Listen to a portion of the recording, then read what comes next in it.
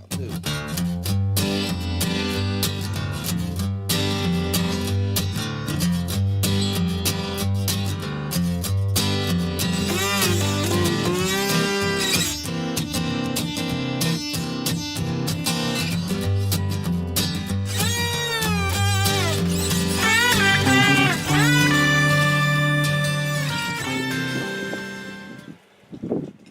Okay, so today's project is to put a real battery in my four-wheeler.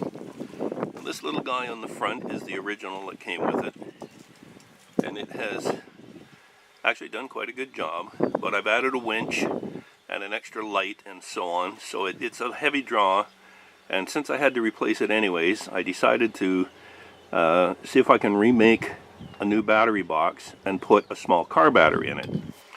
So let's just move this one. There's the battery that's going to go in it.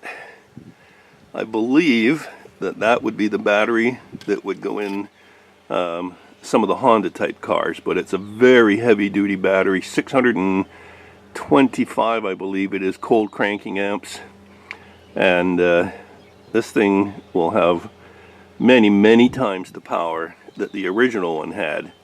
Now, I don't generally use this vehicle in the winter, however, it's nice to be able to know that it's going to start, and especially I go into some pretty gnarly places, sometimes many miles out into the wilderness, up old logging roads that are not traveled very well, and if anything went wrong and I got stuck up there, you know, you could be there for a while. So this is the project that's going to make a battery box to relocate this bigger battery into my four-wheeler. So this is a piece of that old oil tank I mentioned in the video where I made the hobo stove. I salvage. It's a good saw. I mean, those tanks were made not to leak, obviously, for many years. So, you know, that's good solid material. It's a little rusty looking, but you know, once it's ground and fit and welded and sanded down a little bit and coat of paint on it, you know, there's no reason in the world to spend money on using other material when this stuff is just laying there in somebody's field going to waste. It's an eyesore, and it's just, now it's going back to the land, it's rusting out and disintegrating, but you know, it's a long process for that to happen, and as I said, it's a real eyesore in the meantime, so why not repurpose it into something useful? Okay, I've cut this into the shape and the size that I want. This part here, where it starts to roll over, was an original roll that was in the oil tank, and the reason that they do that, and it rolled and then it went into a sharper bend, and it was to supply a rigid force without having to weld on a piece to make it more rigid, and it just kept it from pop canning and buckling. And because this new battery is so much, is twice or maybe 3 times as heavy as the original, I've incorporated this bend into the piece I've cut for exactly the same reason. So I'll just use that as an edge. I'm going to have some sides on here where the battery can sit. The clamps will come up and go across to hold it in.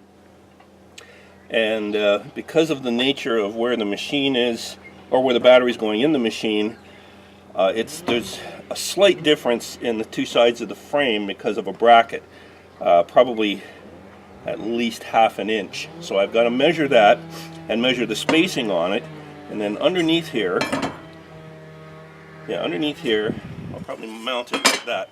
So underneath here, I'm going to have to weld a couple of pieces on. I'm thinking of, I have this 1x1, pretty heavy stuff. I have a bit smaller material as well, so they'll mount on there, something like that, once I get their measurements, and they'll go across so that they sit on the frame rails, and that'll allow me to bolt it level and secure to the existing frame of the vehicle. Once this is all cleaned, ground off, I'll take the grinding wheel and clean all this off, and that's actually not bad. This would have been the inside, of course. I'm going to clean that off as well. Once I get it welded and drill the holes for wherever I'm going to have the mounting brackets, and also for the bars that come up and across and hold the battery on, and it's all nicely finished, then we'll paint it up, and work on fitting it into the machine. So we'll carry on. Okay, so having gone down, this is a kind of a design on the fly.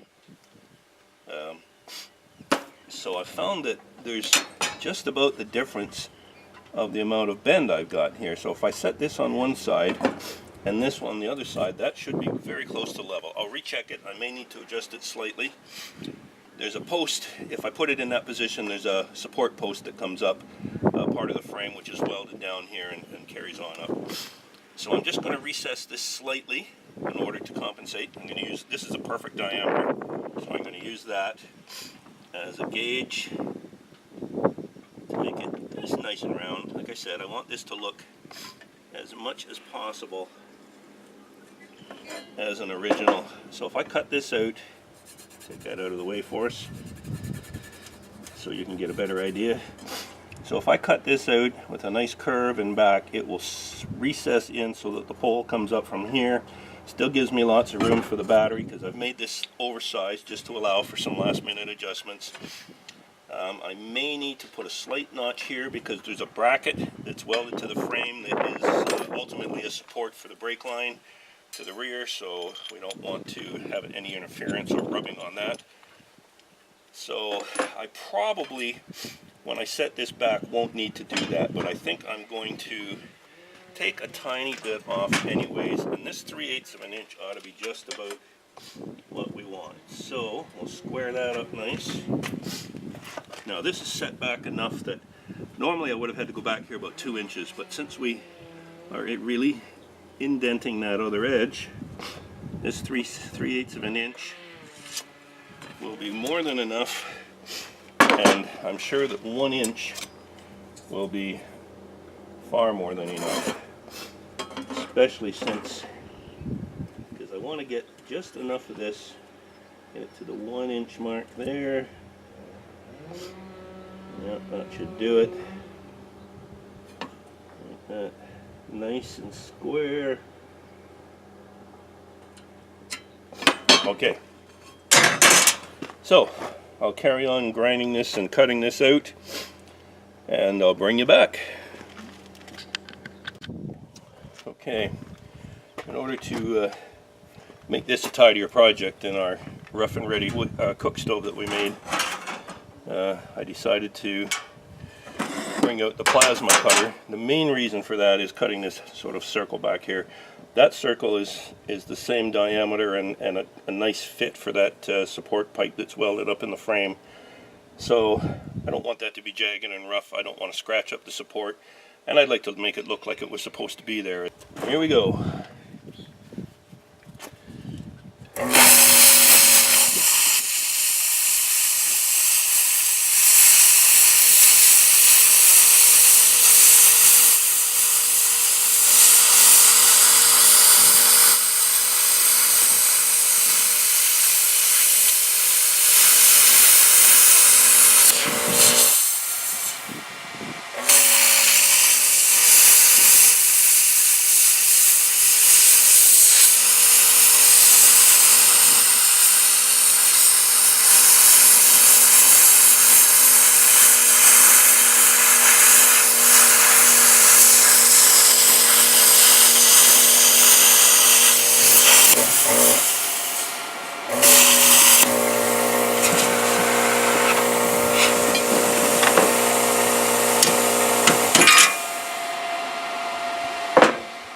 Put this piece of steel under here as a sacrificial piece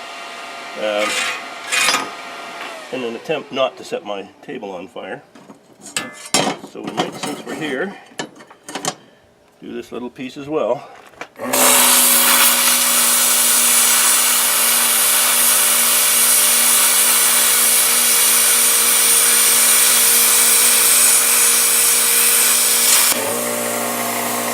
All right.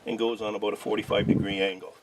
So if I cut that 45-degree angle into this piece here, it's going to just follow the shape of the brake line exactly.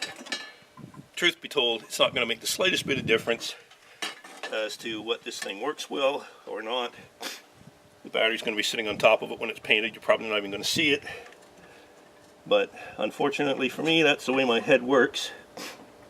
I just have to do it. And the same on this side. I don't really need a piece out of here particularly, but there's a little part of the frame that sticks out slightly there. So I think, again, strictly for aesthetics that I probably can't see anyways, I'm going to make them match, because that's the kind of thing that I'm stuck doing. I can't help it. There's nothing I can do about it. It's just the way my noggin works. It's a good thing I don't do this for many other people, because the time I put into details like this that honestly really don't make much difference would probably drive most people nuts.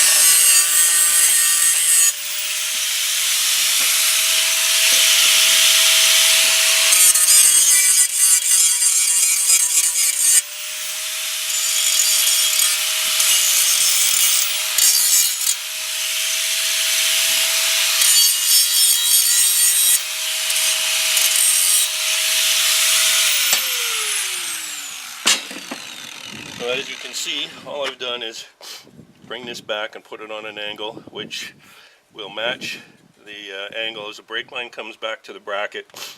The line comes out and it goes back to, right about there, and then it turns and it goes off to the side.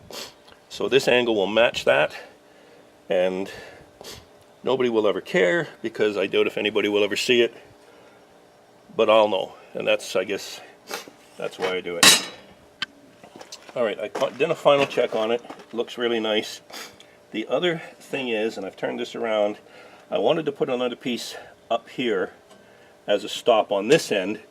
Again, the battery can't go sideways because of these. It can't go backwards because the pipe is coming up through here, the frame piece. And I want to make certain that there's a little lip here so that it also can't go forward. The thing is, and I've got this piece left over from these in the centerpiece, that'll be just about perfect. The thing is, if I put it underneath like this and weld it as I did these pieces, it's going to sit on the frame except for the sides here, and it's got to cause it to be a little bit wobbly, which we don't want. I can't put it on the top because then the edge of the battery will sit on it, and that's just going to cause wear in the bottom of the battery. So what I'm going to have to do is I'm going to have to take this and mark it like this, and I'm going to cut out a piece of the plate here that this will just fit sort of snugly into flush. So that and then when I weld it, I'll weld it from underneath and from the top, and I'll grind those welds so that it's held in there securely, but it's going to be flush with this piece, and it won't be above it and it won't be below it, it'll be flush with it. What I'm also going to have to do is put a little bend in it here just to tip it up on an L shape so that the end of it will tuck up a little bit like this and give us that lip to catch the battery. So here we go.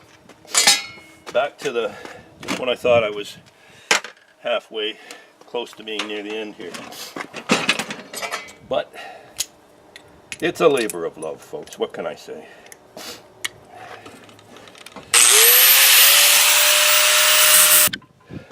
Okay, I fit this in, tacked it, I've ground it smooth, and I'm going to just put some welds in there to support it, and then we'll grind it down and try and make it so we don't see it too much.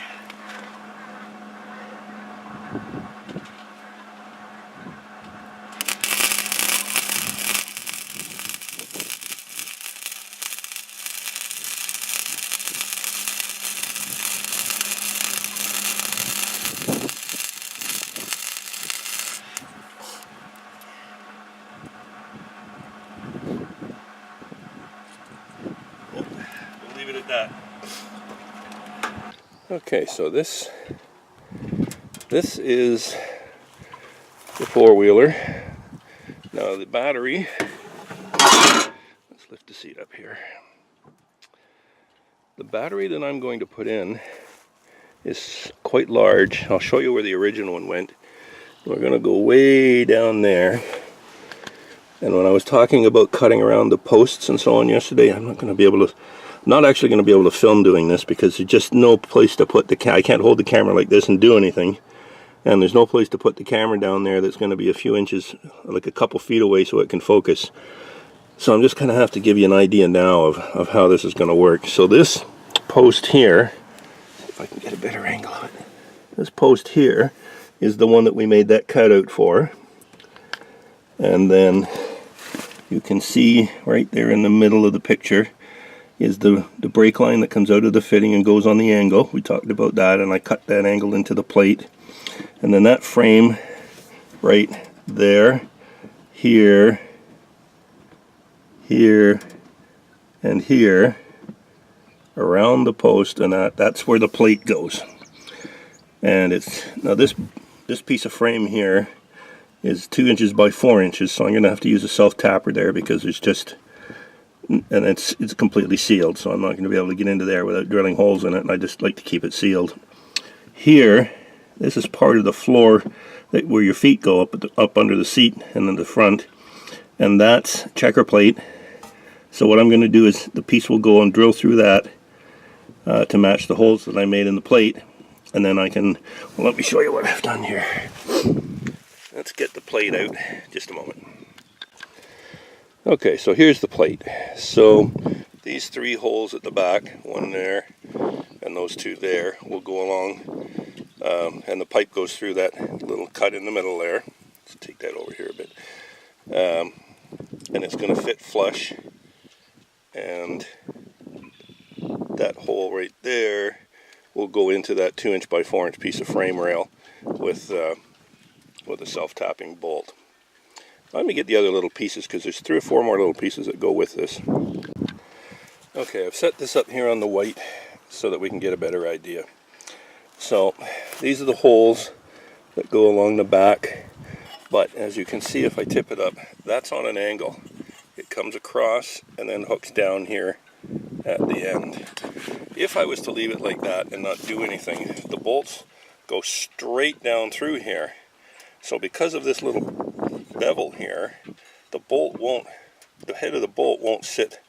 It'll stick out in the air on the short side, and it won't give you a very good bite.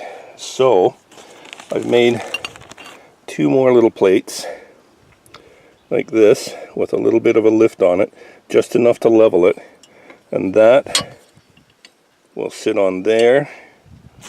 And then on the other side of the hole there's another one that will sit on there, and that brings the piece level. Now it'll press down here when the bolt tightens, and it'll press down on the back edge there of the plate, so that's going to be fixed in place, and of course it can't move because the bolt goes through the middle of both of them. So that's going to hold that in place securely, and it's also going to give a level place for the bolt. The battery will sit lengthwise here, and then the threaded hook pieces will come up this way and up the side of the battery, and then this will go over the top of those threaded bars, those rods, like that. with nuts and bolts to hold it down, and that will press the battery down to the plate so that it can't move. And it also can't move because of all this other material here. So that's the plan. So now the thing is to get this down inside and drill some holes. And I'm afraid you can't follow me on that one, so I'll let you know and show you when it's done. Okay, what I've done is I put the old battery back in. You can see it way down there, right there. And it's no good. I've just set it back in the original place, just because if I didn't put it there, it's too dark to be able to really get a good view of what's there. So I'm going to lift it out, get it out of the way. And now I have that little shelf down there. So I suppose if I wanted to put some kind of a tool kit or something, then I can have it. So there's the small batteries location. Now the new location is on the other side of the UTV. And there we are there. And that's a great big battery compared to the small one that I just took out. And I made that bracket. I installed it down. You can't see it, it's not bright enough. I made up some new cables. I was able to reroute most of the cables to reach to the opposite side of the vehicle like they are now. There was one wiring harness that wasn't going to reach, and I don't like wiring harnesses with a whole bunch of little splices in them. It's just a problem looking for a chance to happen. There's going to be corrosion. Sooner or later it has to happen, and it's always going to happen when you're 50 miles away. So I took that wiring harness out and I completely remade a new wiring harness, exactly the same, only with the longer leads, and there we go. So now we have 625 cranking amps of that heavy-duty interstate car battery, and with the winch that I've already installed and the other items that may end up going on here. There's probably going to be a couple of lights. I've put a trailer hitch on the back on it here. I made the bracket up and I've bolted on a trailer hitch, and it's got a removable drawbar so that just like a car, so that if I want to take it off or put it on or change the ball size or whatever, I probably won't ever do that, but at least I can if I want to. And then on the front, I put the winch in the front. You can see how tiny that ridiculous little battery was. On the front, I made a bracket. I took all the front bumper. I'll go way down here. See if I can see. I'll tilt my screen up here a little bit. There we go. I made some brackets up to make it mount inside, because most of them sit outside the bumper, and I didn't really want it to do that. I wanted it to be protected and out of the way so that you don't bump it as you walk by. So this is the front of the bumper here, facing it right here, and the winch is back probably about 6 inches. So if I back up just a little bit, you can get a better idea of the fact that it's actually set right down in there. The other things that I've done to this, let's hook this up here, is I've welded up this roof rack, and I put that on there so that if I need to haul a canoe or something with me, I can do it. And also I put the roof panel on here, and what that is actually, that and the bed liner here is literally the bed liner out of a pickup truck. In fact, it was a GM pickup truck, because you can still see it. I've cut it, but it says GM on it, and it had been damaged, and it was a throwaway, and so they gave it to me, no charge. So I've cut it up and made a box liner for this box, and this box tilts. It's a tilt load, so if you got something in there, you can load it up and tilt it out and so on. So now I've got a liner in it so it doesn't get damaged, and I've also got a rain roof so that when I'm in it, I can sit underneath, and it won't necessarily keep you completely dry, but it does a pretty fair job. So that's about it for this. I want to thank you for watching. I hope you've enjoyed it. This little bracket right here, you can see right there. Also, this little guy here is for one of my cameras, so that I can mount it on there, so that while I'm driving I can take the movement of the vehicle without having to change anything or use my hands to hold it. But anyways, as I was saying, I want to thank you for watching, and hopefully you found this a little bit interesting.